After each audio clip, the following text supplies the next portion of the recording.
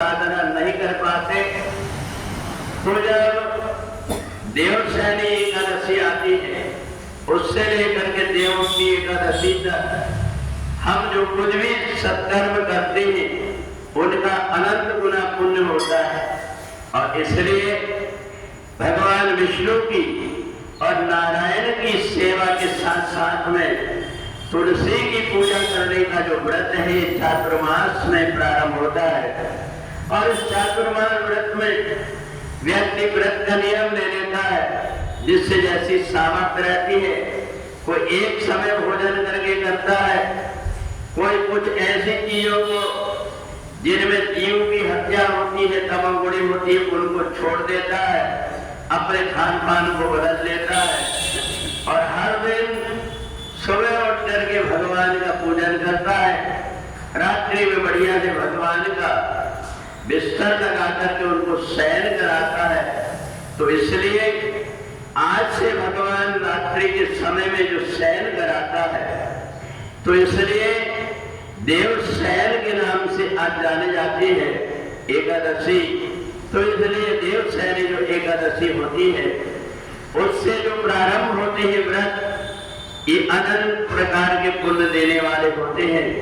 इन्हें 4 महीने तक विभिन्न प्रकार के त्योहारों को करके और जैसी सामर्थ्य है उसके अनुसार व्यक्ति अगर कर्म करता है तो उसके सारे दुख दारिद्र दूर हो जाते हैं। इन्हें भगवान श्री कृष्ण से ब्रह्मा जी ने पूछा, ये बताइए कि आप 4 महीने कहाँ चले जाते? भगवान ने कहा कि मैं अपने भक्तों की कल्याण के लिए और चातुर्मास में शयन करके और उन भक्तों के द्वारा दिए हुए पूजन को स्वीकार करता हूँ। अपने भक्त की मैंने वर दे करके और उसके यहाँ निवास करने के लिए पाताल लोक में निवास करना है, इसलिए वहीं रह करके मैं अपने भक्तों का कल्याण करता हूँ। इसलिए ये जो चातुर्मास है इसमें बलि के यहाँ जाकर के निवास करना पड़ता है। तो यहाँ मेरा स्वरूप रहता है, मेरा शयन किया हुआ रूप रहता है और दूसरा बलि के यहाँ पर मैं रहता हूँ। तो इसलिए जो चातुर्मास का व्रत होता है ये चातुर्मास का व्रत अनेकों यज्ञ से भी बढ़ करके है।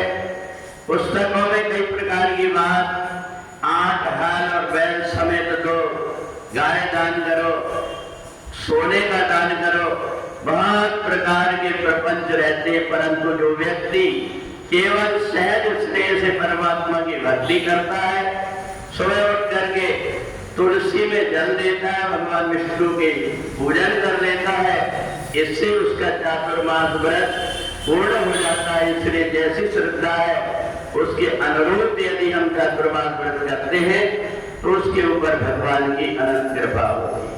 पूरी सच्चिदानंद भगवान की